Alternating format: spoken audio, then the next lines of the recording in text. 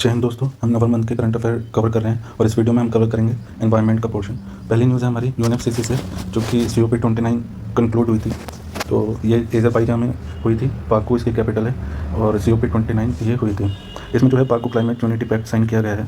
आगे हम देखते हैं इससे रिलेटेड डिटेल्स, जैसे बाकू फाइनेंस गोल और new collective quantified goal on climate finance, triple the climate. इसमें क्या हुआ है कि triple the climate finance 300 billion annually by 2035, ये एक बजट तय किया गया है क्लाइमेट से लड़ने के लिए कि 300 बिलियन एनुअली हम खर्च करेंगे क्लाइमेट से लड़ने के लिए। यानी कि ये मोबिलाइज करेंगे 1.3 trillion per year, $1.3 trillion per year ये क्लाइमेट से लड़ने के लिए मोबिलाइज करेंगे। फिर है कार्बन मार्केट, आर्टिकल 6 में ये कवर है। कार्बन मार्केट कैसे काम करेगा, इसका मैकेनिज्म क्या होगा, ट्रेडिंग कैसे होगी, तो ये आर्टिकल 6 में कवर होगा। इसके कुछ चीज़ें देख लेते हैं, क्या क्या इनिशिएटिव इसमें हुई। काफ़ी चीज़ इसमें है, पर हम इसमें वो कवर करेंगे जो हमारे एग्जाम से रिलेटेड है। जैसे सारे जितने भी इनिशिएटिव हुए, किसने लॉन्च किए, सारे इंपॉर्टेंट नहीं है, लेकिन एक बार देख लेते हैं क्या है। हमें इंडिया से रिलेटेड चीज़ें देखनी है और जो इंपॉर्टेंट है उसे देखना है। तो पहला इनिशिएटिव लॉन्च हुआ है reducing methane from organic waste declaration. Methane को कम करने के लिए एक डिक्लेरेशन हुआ है, इसे 35 कंट्रीज़ ने साइन कर लिया है, इंडिया ने अभी नहीं किया है।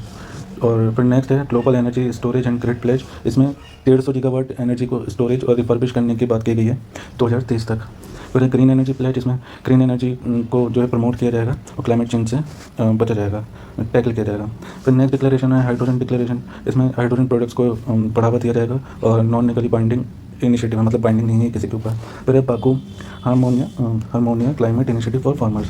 इसमें क्या है, फार्मर्स के रोल को एनकरेज किया जाएगा, एक्नॉलेज किया जाएगा कि ये फार्मर्स भी, मान लीजिए कोई क्रॉप डाइवर्सिफिकेशन से ये क्लाइमेट चेंज से बचा रहे हैं, क्योंकि कुछ क्रॉप्स ऐसी होती हैं जो बहुत ज़्यादा मीथेन क्रिएट करती हैं एनवायरनमेंट में, या फिर पॉल्यूशन क्रिएट करती हैं, या फिर वाटर इंटेंसिव होती हैं। तो अगर फार्मर क्रॉप डाइवर्सिफिकेशन कर रहा है, अलग अलग क्रॉप उगा रहा है, या फिर मिलेट्स उगा रहा है, मिलेट्स तो ड्रॉट एरिया में भी पैदा हो जाती हैं, तो पानी से एक तरीके से पानी की बचत कर रहा है, तो फार्मर्स के रोल को हम एक्नॉलेज करेंगे। फिर है क्लाइमेट फाइनेंस एक्शन फंड। ये फंड बनाया गया है जो कि नेचुरल डिजास्टर कॉन्सिक्वेंसेस को, नेचुरल डिजास्टर को जो है वो करेगा, फंडिंग देगा। फिर है Baku initiative climate finance investment and trade. तो ये जो है डिकार्बनाइजेशन थ्रू इन्वेस्टमेंट करेंगे अलग अलग चीज़ों में, ताकि कार्बन जो एटमॉस्फेयर में है वो कम फैले। फिर है ग्लोबल मैच मेकिंग प्लेटफॉर्म। ये इंडस्ट्रीज़ को कनेक्ट करेगा और ऐसे इंडस्ट्रीज़ को कनेक्ट करेगा जो क्लाइमेट चेंज से लड़ने में बढ़ावा देंगी और फाइनेंस करेंगी। फिर ग्रीन डिजिटल एक्शन डिक्लेरेशन। यह है digital technology for climate action. Digital technology लाएंगे ताकि हम क्लाइमेट एक्शन से किसी तरीके से क्लाइमेट चेंज से बच सके, ऐसी ऐसी टेक्नोलॉजी हम लाएंगे, सस्टेनेबल डेवलपमेंट करेंगे और डिजिटल डिवाइड को हम ब्रिज करेंगे। मान लो जहाँ तक डिजिटाइजेशन नहीं पहुँचा वहाँ को उसको हम कनेक्ट करेंगे उस एरिया को, और बताएंगे कि कैसे हम क्लाइमेट चेंज से बच सकते हैं। Focus is on integrated health into climate, यानी हेल्थ और क्लाइमेट चेंज को लिंक करके उससे बचाया जाएगा, ऐसा इस डिक्लेरेशन में बोला है। फिर है Baku dialogue on water for climate action, aims to edit water climate change interplay. मतलब जितने भी वाटर इंटेंसिव एक्टिविटीज़ हैं और जहाँ पर वाटर कम है, तो इन सारी चीज़ों को एड्रेस किया जाएगा।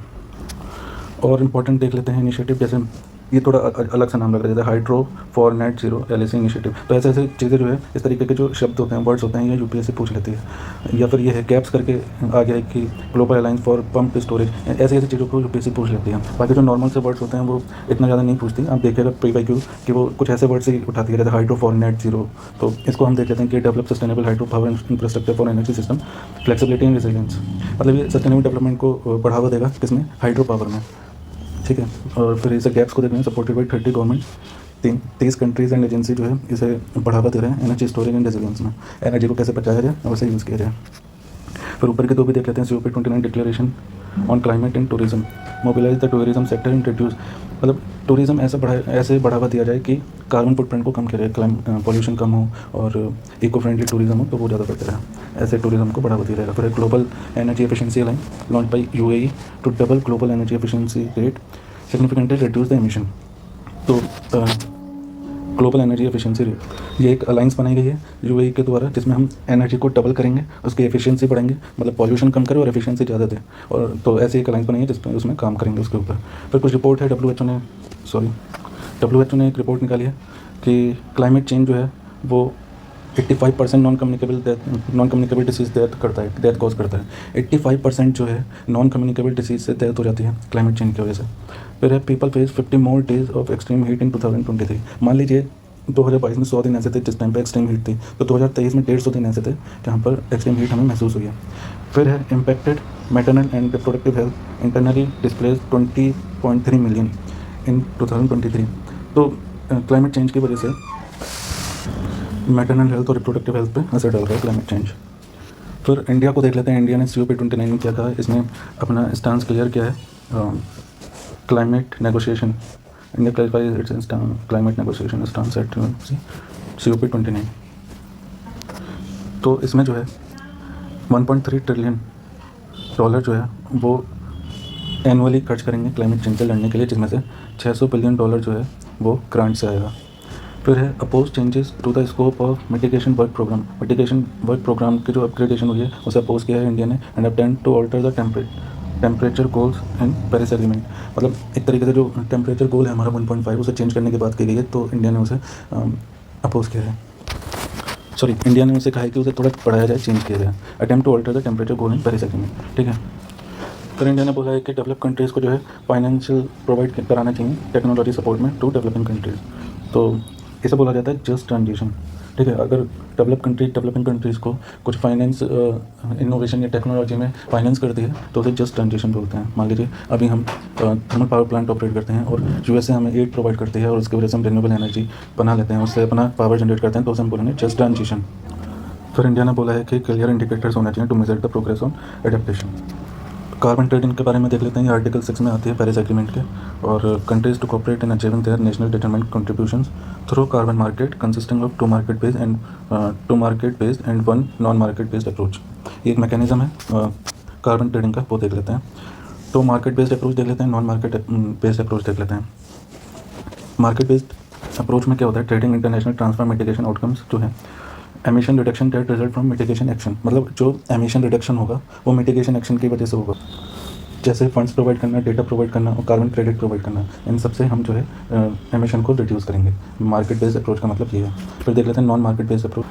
तो इसमें जो है वो वॉलंटरी और कॉपरेशन एक्शन होंगे और पॉलिसी बनाई जाएगी, रेगुलेशन बनाए जाएंगे, टेक्नोलॉजी ट्रांसफ़र होगी, ये सारी चीज़ें होंगी, सस्टेनेबल डेवलपमेंट होगा, उसका एडॉप्शन होगा, फिर फाइनेंशियल एंड टेक्निकल असिस्टेंट दी जाएगी। तो ये सारी चीज़ें जो है नॉन मार्केट बेस्ड अप्रोच में आएगी। फिर हम देख लेते हैं क्योटो प्रोटोकॉल और पेरिस एग्रीमेंट में जो कार्बन ट्रेडिंग है उन दोनों में फ़र्क क्या है। तो सबसे पहले तो यही है कि क्योटो प्रोटोकॉल जो है वो बाइंडिंग है, ठीक है, और ये डेवलप कंट्रीज़ के लिए ही है सिर्फ, और डेवलपिंग कंट्रीज़ के लिए कोई ऑब्लिगेशन नहीं है क्योटो प्रोटोकॉल में। पेरिस एग्रीमेंट में सारी कंट्रीज़ को ऐड किया गया है। इसमें जो है नेशनली डिटरमाइंड कॉन्ट्रीब्यूशंस होंगे, सब देश अपने अपने कॉन्ट्रीब्यूशन बनाएंगे और उसे डिटरमाइन करेंगे कि किस तरह हमने इसे ओवरकम करना है क्लाइमेट को through carbon trading. Kyoto protocol में है CDM प्रोजेक्ट्स यानी क्लीन डेवलपमेंट मैकेनिज्म। तो इसमें क्या है, डेवलप कंट्रीज़ को इन्वेस्ट करने के लिए बोला गया है ऐसी चीज़ों में जो एमिशन रिड्यूसिंग प्रोजेक्ट हो, और डेवलपिंग कंट्रीज़ को जो है सर्टिफाइड एमिशन रिडक्शन, मतलब एमिशन रिडक्शन का जो सर्टिफिकेशन है वो देने के लिए बोला गया है। मतलब ये हुआ कि ऐसे प्रोजेक्ट जो होंगे, क्लीन डेवलपमेंट मैकेनिज्म वाले जो प्रोजेक्ट होंगे, डेवलप कंट्रीज जो है डेवलपिंग कंट्रीज़ को इन्वेस्ट करेंगे एक तरीके से उन प्रोजेक्ट्स में जो एमिशन कम करते हों, ठीक है। इसका मतलब ये है। फिर हम देख लेते हैं पेरिस एग्रीमेंट। पेरिस एग्रीमेंट में ऐसा जो है वो बायलैटरली करेंगे, मतलब दो कंट्रीज आपस में एक दूसरे के प्रोजेक्ट में इन्वेस्ट कर देगी और उसके थ्रू हम जो है क्लाइमेट एमिशन जो होगा, कार्बन एमिशन वगैरह जो होगा उसे कम करेंगे। प्लस पेरिस एग्रीमेंट में ये इन दोनों का यूज़ किया गया है, मार्केट बेस्ड और नॉन मार्केट बेस्ड, ठीक है। इसमें focus on project based on mechanism like clean development mechanism and joint implementation. फिर नेक्स्ट पॉइंट है allow use of old credit from inactive project causing over supply concern. तो इसका crux ये है कि एक CDM मैकेनिज्म है जो प्रोजेक्ट डेवलपिंग कंट्रीज़ को ऐसे चीज़ों में इन्वेस्ट करेगी जो एमिशन कम होता हो उन चीज़ों में, और इसमें जो है ये सारी कंट्रीज़ एक दूसरे को आपस में एक दूसरे को हेल्प कर सकती है, इन्वेस्टमेंट कर सकती है या फिर टेक्नोलॉजी में असिस्ट कर सकती है। मेन ये डिफरेंस है इसमें। फिर नेक्स्ट न्यूज़ की तरफ चलते हैं, क्लाइमेट फाइनेंसिंग, ये भी इसी से रिलेटेड है। Developing countries are disappointed. Developing countries जो है डिसअपॉइंट है new collective quantified goal on climate finance, जिसमें इंडिया ने भी अपना डिसअपॉइंटमेंट जताया है। तो इसमें क्या है, propose at COP21 for setting a new climate finance goal post 2025 following the unmet 100 billion annual target. मतलब इसमें ये बोला गया था कि $100 बिलियन जो है हर साल मिलेगा डेवलपिंग कंट्रीज़ को, तो ये अभी तक प्रोवाइड ही नहीं कर पा रहे हैं। और इसमें जो है एडवांस इकोनॉमी जो है वो 45% ऑफ क्लाइमेट फाइनेंस करेगी। एडवांस कंट्रीज जो है वो 45% करेंगे, लीस्ट डेवलप कंट्रीज जो है वो 3% करेगी सिर्फ। तो ये जो है बहुत ज़्यादा इम्बैलेंस क्रिएट हो गया है। वहीं पर डेवलपिंग कंट्रीज जो है उन्हें चाहिए 200 से 400 billion US dollar annually developing countries को चाहिए, ताकि वो एडेप्टेशन फंडिंग गैप को जो है, मतलब क्लाइमेट चेंज से लड़ने के लिए इतना पैसा उन्हें चाहिए। फिर है 90% of climate finance goes to mitigation action. UNDP ने बोला है 90% जो है climate finance goes to mitigation, सिर्फ और सिर्फ मिटिगेशन एक्शन के लिए 90% जो पैसा है उसमें लग जाना चाहिए। फिर क्लाइमेट फाइनेंस जो है वो एक तरीके से लोन के रूप में देते हैं डेवलपिंग कंट्रीज़, जो कि जो डेवलपिंग कंट्रीज़ हैं या लीस्ट डेवलप कंट्रीज़ हैं उनके ऊपर एक तरीके से बर्डन पड़ जाता है डेट का। फिर इंडिया के संदर्भ में बात कर लेते हैं कि इंडिया को जो है लगभग $10 ट्रिलियन चाहिए 2070 तक अगर हमें नेट जीरो इकोनॉमी बनाना है तो नेट जीरो एमिशन टारगेट जो 2070 तक अगर हमें अचीव करना है तो $10 ट्रिलियन हमें चाहिए। फिर इसके रिगार्डिंग इंडिया ने जो इनिशिएटिव लॉन्च किए हैं वो देख लेते हैं। जैसे national adaptation fund for climate change, ये फंड बनाया 2015 में। Priority sector lending to renewable energy project. फिर इंडिया फर्स्ट ग्रीन बॉन्ड जो है वो लॉन्च की थी येस बैंक ने 2015 में। फिर सस्टेनेबल फाइनेंस ग्रुप वो setup under RBI joint network for grinning of financial system. Union budget में भी सोवरेन ग्रीन बॉन्ड का मेंशन किया गया था फॉर इंफ्रास्ट्रक्चर इन्वेस्टमेंट। तो ये कुछ इनिशिएटिव हैं, हमें एक बार देख लेना है जल्दी से। नेक्स्ट न्यूज़ है जस्ट ट्रांजिशन से। इसमें बोला गया है कि ILO ने बोला है, इंटरनेशनल लेबर ऑर्गेनाइजेशन ने बोला है कि अगर जब हम ग्रीनिंग की तरफ बढ़ें अपनी इकोनॉमी में, जब हम क्लाइमेट चेंज से लड़ रहे हों या ऐसी चीज़ों का हम इस्तेमाल कर रहे हों, जब हम क्लाइमेट चेंज से लड़ रहे हों तो उसमें अपॉर्चुनिटी सबको मिलनी चाहिए। वीमेन हो, चिल्ड्रन हो या सो कॉल्ड लोअर कास्ट के लोग हों, उन सबको अपॉर्चुनिटी मिलनी चाहिए। एजुकेशन में, हेल्थ में और जॉब एम्प्लॉयमेंट में सबका ध्यान रखा जाना चाहिए। और जो उनका कंडीशन है, वर्किंग कंडीशन है, उनका ध्यान रखना चाहिए। और ऐसे लोगों का भी ध्यान रखना है जो फॉसिल फ्यूल डिपेंडेंट सेक्टर में काम कर रहे हैं। ऐसा ना हो कि फॉसिल फ्यूल ख़त्म कर दी और उनका एम्प्लॉयमेंट भी खा गए। तो ये सारी चीज़ें ध्यान में रखते हुए हमें ग्रीनिंग की तरफ बढ़ना है, मतलब ऐसे इनिशिएटिव्स की तरफ बढ़ना है जो क्लाइमेट चेंज से लड़ते हों। तो इस ट्रांजिशन में इंडिया ने कुछ इनिशिएटिव लॉन्च किए हैं, जैसे प्रधानमंत्री खनिज क्षेत्र कल्याण योजना। इसमें जो है minimum provision for development programme by all district mineral foundation, मतलब इसमें मिनिमम प्रोविजन रखे गए हैं कि किस तरीके से डेवलपमेंट किया जाए। ऐसा ना हो कि जो नॉन ग्रीनिंग इंडस्ट्री में है उनका घाटा हो रहा है और जो ग्रीनिंग इंडस्ट्री में आ गए हैं उनका फ़ायदा होता चला जा रहा है। तो ये जो है मिनिमम प्रोविजन रखें कि ये होंगे प्रोविजन्स जिसमें सबका भला होता है। फिर PLI स्कीम लॉन्च की है, ये सोलर PV मॉड्यूल से रिलेटेड, जो सोलर पावर प्लांट हैं और PV मॉड्यूल्स हैं उनसे रिलेटेड PLI स्कीम काफ़ी ज़्यादा हेल्प कर रही है। फिर है नेशनल क्लीन एनर्जी फंड, ये फंड बनाया गया है जो कि क्लीन एनर्जी में फंड करेगा। नेक्स्ट न्यूज़ है कि 16th COP हुई है, conference of parties to UN convention on biological diversity से रिलेटेड COP हुई है जो कि 16th एडिशन है। और ये कहाँ हुई है? ये हुई है काली में, कंबोडिया कंट्री में। इसकी थीम थी पीस विद नेचर। तो 2022 में जो 15th COP हुई थी उसमें कन्मिंग मॉन्ट्रियल ग्लोबल बायोडाइवर्सिटी फ्रेमवर्क को लॉन्च किया गया था या अडॉप्ट किया गया था।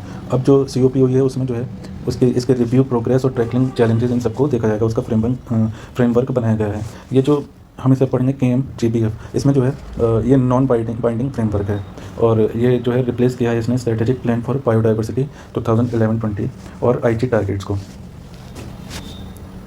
तो इसमें वही सब बातें बोली गई हैं कि सस्टेनेबल यूज़ होना चाहिए, इक्विटेबल बेनिफिट शेयरिंग होनी चाहिए। मान लीजिए किसी कंट्री ने किसी बायोडाइवर्सिटी से रिलेटेड कोई रिसर्च की है, उसका यूज़ का कुछ फ़ायदे देखे हैं, तो इसमें यह है कि वो और कंट्रीज से भी शेयर किया जाए, उसके फ़ायदों के बारे में शेयर किया जाए। और फिर है इन्वेस्टमेंट इन कोलेब्रेशन की बात की गई है, प्रोटेक्शन की बात की गई है, इकोसिस्टम को कैसे प्रोटेक्ट किया जाए। फिर इन्वेसिव स्पीशीज जो है उनको कैसे कम किया जाए उसका भी प्रोविज़न है। ठीक है, तो ये सारी चीज़ें इसमें बताई गई हैं।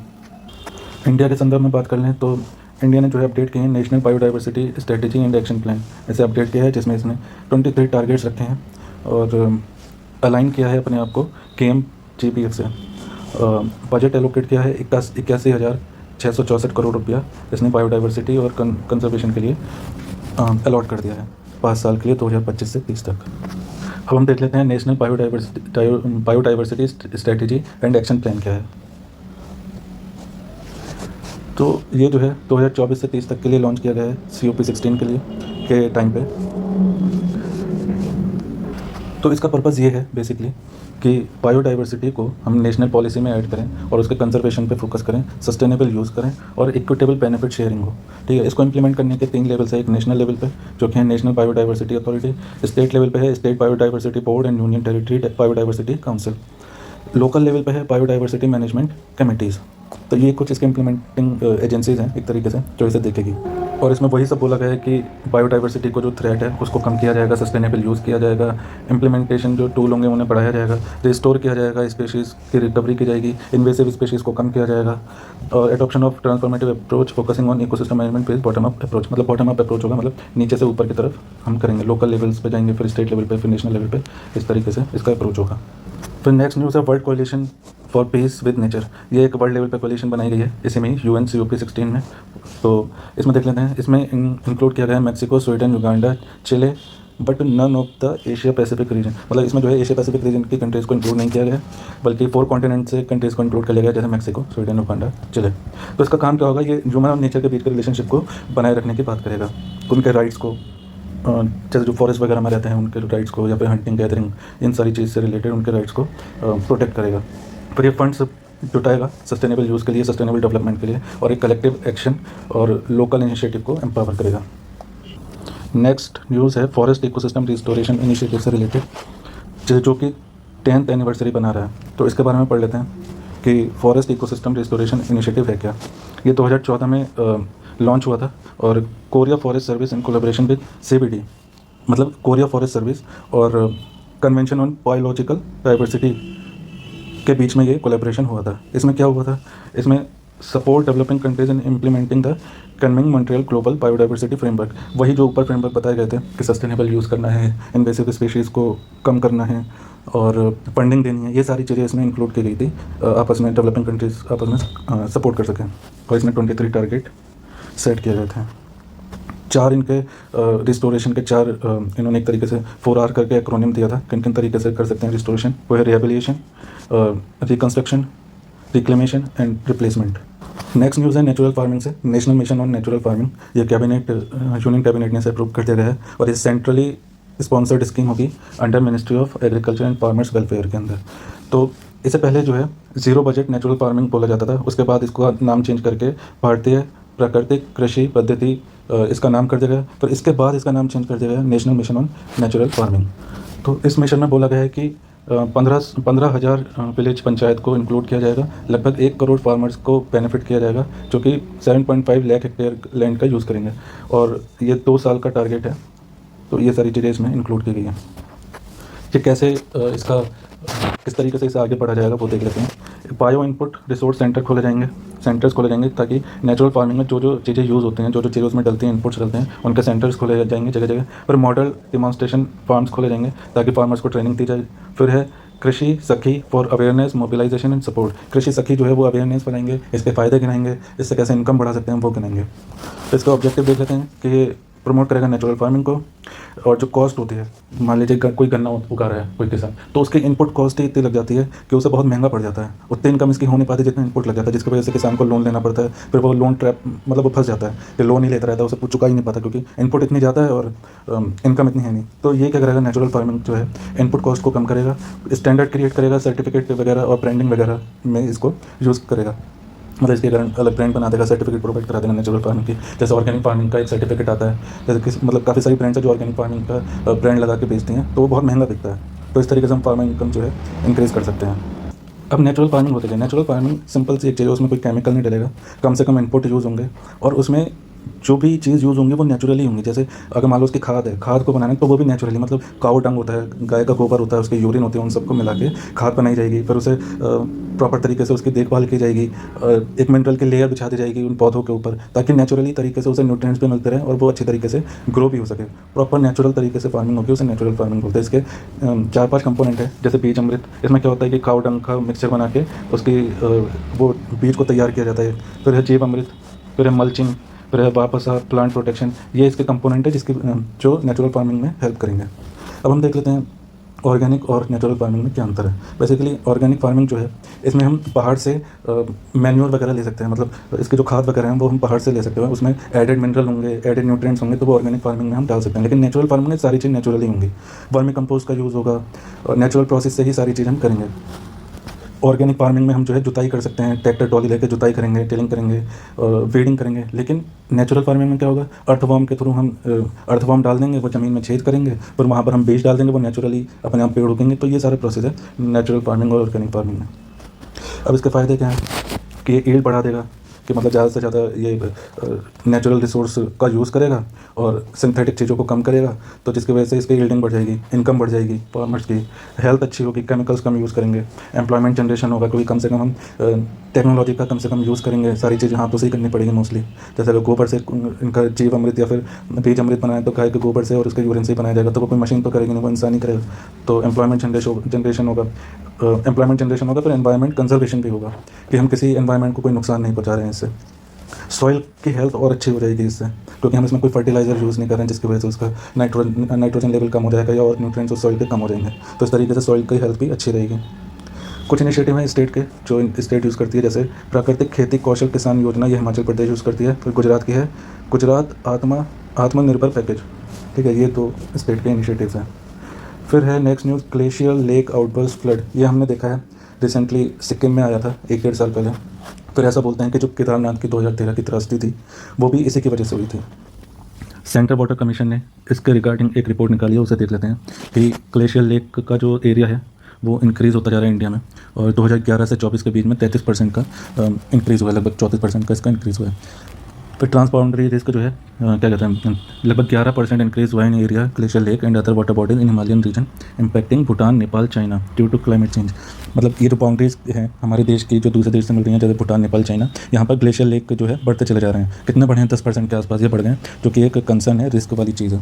फिर lakes in high risk category for GLOFs, 67 lakes in India have seen 40% increase in surface area, particularly in region like Ladakh, Himachal, Uttarakhand, Sikkim और अरुणाचल। 40% का लगभग इंक्रीज़ देखा गया है, और 67 लेक्स जो ऐसे हैं जिसमें 40% का इंक्रीज़ देखा गया है उनके सरफेस एरिया में। तो ये कुछ स्टेट्स हैं इनमें इनका इंक्रीज़ देखा गया। अब इसका क्या रिस्क है, कैसे होता है, वो हम एक बार इससे समझ लेते हैं, डायग्राम से क्या होता है, इसे पढ़ा कर लेते हैं थोड़ा। तो मान लीजिए ये कोई लेक है, और इस लेक, ये एक लेक है जहाँ से एवलांच आ रहा है, यहाँ से लैंडस्लाइड हो रही है, और यहाँ पर पानी इकट्ठा होता चला जा रहा है। तो अगर मान लीजिए बहुत ज़्यादा बरसात हो जाती है, या फिर बहुत ज़्यादा लैंडस्लाइड हो जाती है, एवलांच आ जाते हैं, गर्मियों में मान लीजिए पिघल रही है बर्फ़, तो ये एक तरीके से भर जाएगा, इतना भर जाएगा कि ये फट जाएगा। जब ये फटेगा तो बहुत ज़्यादा फ्लड आ जाएगी, चारों तरफ पानी पानी फैल जाएगा। तो ये बहुत रिस्क वाली चीज़ है, जो कि जो पहाड़ों पर रहते हैं उनके लिए बहुत नुकसान हो जाता है, उनके घर का, उनकी दुकानों का, इन सब चीज़ों का। एक बार ये वाला डायग्राम भी देख लेते हैं कि ये जैसे ग्लेशियर है, ये ग्लेशियर है, किस तरीके से इसमें टूट के गिर रहा है, और जब ये पूरा ग्लेशियर भर जाए, जब ये पूरा लेक भर जाएगा, तो ये ऐसे फटेगा कि ये एक तो ऊंचाई पे है, फिर ऊपर से kinetic energy plus potential energy, जब ये नीचे आके गिरेगा तो कितनी स्पीड में पानी जाएगा और सबको बहा के ले जाएगा। ये बहुत बड़ी चिंता की बात है। तो इसलिए CWC ने इसके ऊपर चिंता जताई है कि इनकी जो साइज़ है वो बढ़ता जा रहा है, और इनकी वजह से जो है प्रॉब्लम आ सकती है।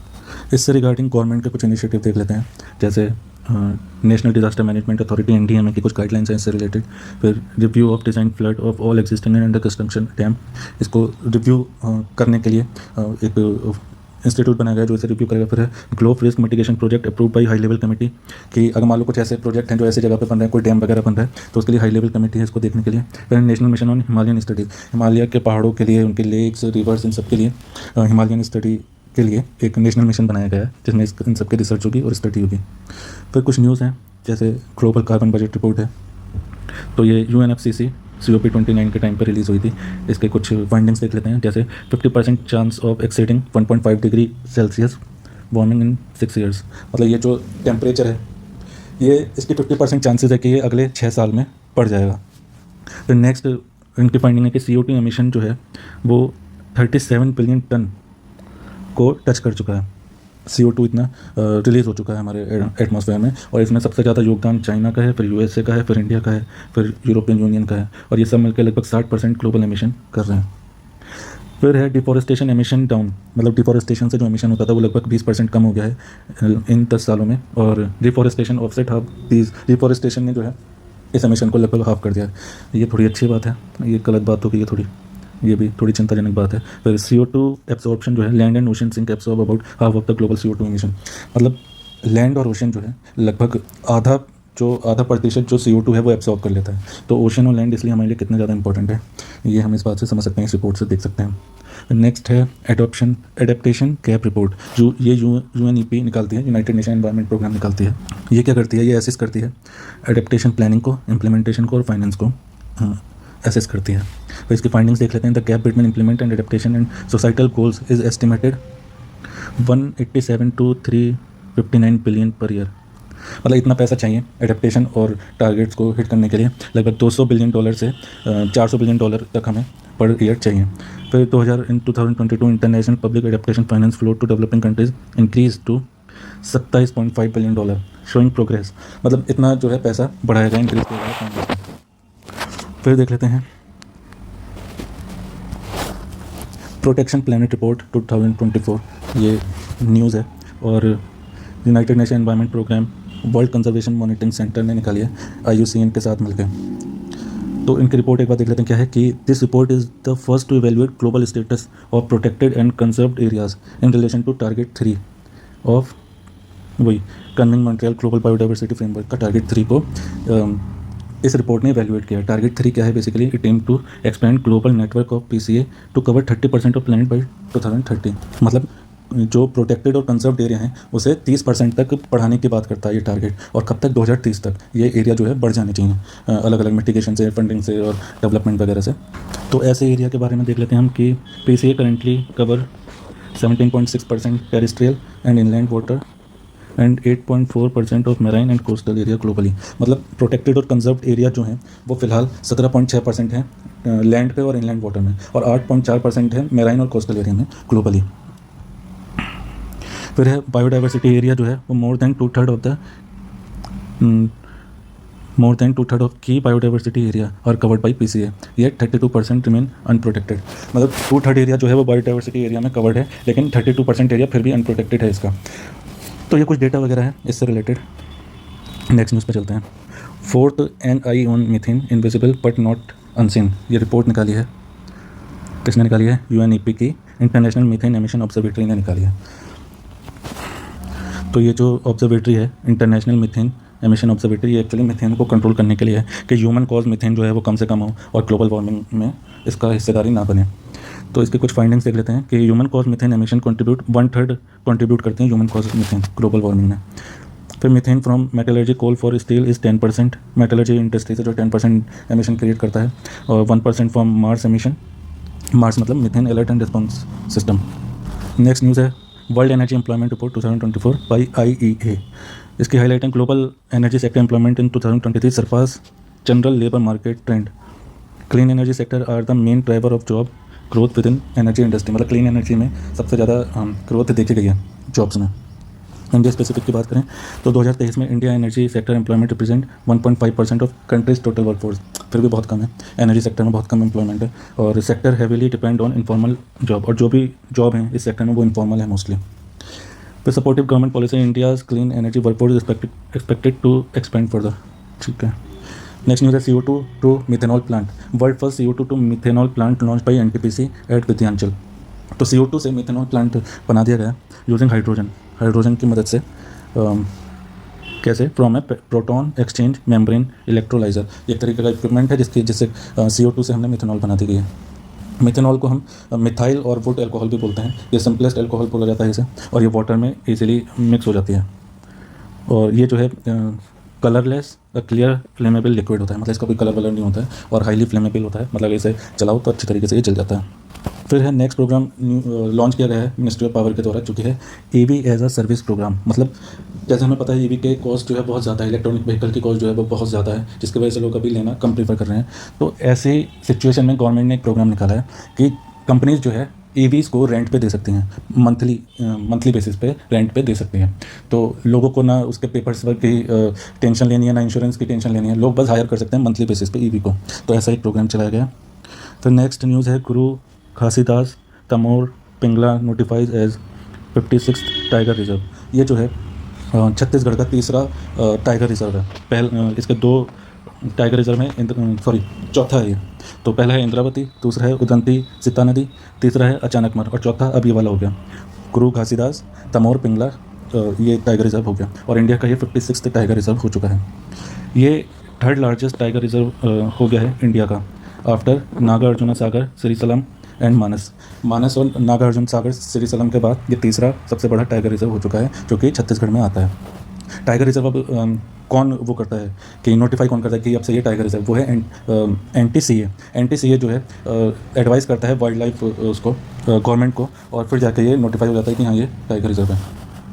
नेक्स्ट न्यूज़ है कोरल ट्रायंगल। कोरल ट्रायंगल जो है नॉर्थ ईस्ट एशिया में आता है, जैसे ये फिलीपींस आ गया, ये ब्रूनेई आ गया, मलेशिया आ गया, सिंगापुर आ गया, इंडोनेशिया, पापुआ न्यू गिनिया, ये ऑस्ट्रेलिया। ये जो ट्रायंगल है यहाँ पर, ये ट्रायंगल कोरल ट्रायंगल कहलाता है। तो यहाँ पर बहुत सारी कोरल्स हैं जो कि एक तरीके से एनवायरनमेंट के लिए काफ़ी महत्वपूर्ण है। तो इसके बारे में रिपोर्ट निकली गई है, उसे देख लेते हैं। Release by earth insight and sky truth. Earth insight और स्काई ट्रूथ की संस्था ने इसे रिलीज़ किया है, इस रिपोर्ट को, और इसने बोला है कि it addresses fossil fuel threat to coral triangle spanning 7 South Asian and Melanesian countries. मतलब इनको बहुत ज़्यादा थ्रेट है इस टाइम पे कोरल ट्रायंगल को। अब थ्रेट है तो इसका सिग्निफिकेंट देख लेते हैं। ये अगर थ्रेट है तो इसका क्या महत्व है हमारे नेचर पे। तो 76% ऑफ वर्ल्ड कोरल स्पेशीज़ जो है वो यहीं पर ही हैं। लगभग 2000 स्पेशीज़ हैं यहाँ पर, और 6 of 7 मैराइन टर्टल की स्पेशीज़ यहाँ पाई जाती हैं। इतनी ज़्यादा इंपॉर्टेंस है ये कोरल ट्रायंगल, और इसे जो है अमेज़ॉन सी भी बोला जाता है। ये इंपॉर्टेंट है कि अमेज़ॉन ऑफ सीज किसे कहा जाता है, तो वो है कोरल ट्रायंगल को। यहाँ पर जो है ऑयल एंड गैस का एक्सप्लोरेशन और नॉइज़ पोल्यूशन का खतरा है। नेक्स्ट न्यूज़ है सुनामी रेडी विलेजेस। ओडिशा के एक विलेज है, उसे सुनामी रेडी विलेजेस, मतलब ओडिशा के कुछ विलेजेस को सुनामी रेडी विलेजेस का दर्जा दे दिया गया है। किसके द्वारा ये दिया गया है? इंटर गवर्नमेंटल ओशियनोग्राफी कमीशन के द्वारा। ये यूनेस्को की एक कमीशन है, उसने ये दर्जा दिया है सुनामी रेडी विलेज का। तो 24 ऐसे कोस्टल विलेजेस हैं उड़ीसा के जिन्हें ये स्टेटस दे दिया गया है। फिर नेक्स्ट न्यूज़ है टेपरेसन एसिलाडा एंड नेविलेस एल्टोस। एक्चुअली मेरी स्पेनिश इतनी अच्छी नहीं है तो इसे हम ताना पढ़ेंगे, और ये ताना एक वेदर फेनोमेना है जो कि फ्लड कॉज किया है स्पेन में। ताना क्या है? ये mass of cold polar air है जो कि detaching from polar jet stream. मतलब कोल्ड पोलर एयर है जो कि डिटैच हो गई, सेपरेट हो चुकी है किससे? जेट स्ट्रीम से, पोलर जेट स्ट्रीम से, जिसकी वजह से एक वेदर फेनोमेना बनता है और स्टॉर्म आता है और काफ़ी ज़्यादा बारिश हो जाती है, या बारिश होती है तो उसकी वजह से फ्लड आ जाती है। और ये जो है generally late summer to early autumn के पीरियड में होता है, जब वार्मर एयर जो है वो ह्यूमिड मेडिटेरियन एयर से मिलती है, तब ऐसा फेनोमेना देखा जाता है। और जनरली क्या होता है कि स्टॉर्म्स जो है वो ईस्टवर्ड मूव करते हैं ड्यू टू कोरोलिसिस फोर्स और इन सब के अलग अलग फैक्टर की वजह से, लेकिन ताना जो है वो वेस्टवर्ड फ्लो करता है। ठीक है, तो ये फैक्टर हमें याद रखना है। तो नेक्स्ट न्यूज़ है bomb cyclone recently hit the north western US and western Canada. North western US और वेस्टर्न कनाडा में ये साइक्लोन हिट किया गया है, और it's a mid latitude cyclone that undergoes rapid intensification dropping its central air pressure by at least 24 millibar in 24 hour. तो ये prelims के हिसाब से ये थोड़ा यूनिक नेम सा है बॉम्ब साइक्लोन। तो ये पूछा जा सकता है ये किधर की साइड आया था, तो हम बता सकते हैं नॉर्थ वेस्टर्न यूएस की साइड ये आया था। नेक्स्ट न्यूज़ देख लेते हैं। लेक करीबा जो है severe drought has reduce Lake Kariba जो है वो अफ्रीका कंट्री कॉन्टिनेंट में आता है, और इसका जो साइज़ है वो ड्रॉप हो चुका है ड्रॉट की वजह से, अकाल आने की वजह से। अब हम देख लेते हैं लेक करीबा किधर है। ये जिम्बाब्वे है, ये ज़ाम्बिया है, इन दोनों के बीच में ये लेक करीबा है। बड़े मैप में देख लेते हैं, ये लेक करीबा, यहाँ ज़ाम्बिया, यहाँ जिम्बाब्वे। ये साउथ अफ्रीका है, ये जिम्बाब्वे है, साउथ अफ्रीका के ऊपर जिम्बाब्वे, फिर जिम्बाब्वे और ज़ाम्बिया के बीच में लेक करीबा। ये हमें याद रखना है इसकी लोकेशन।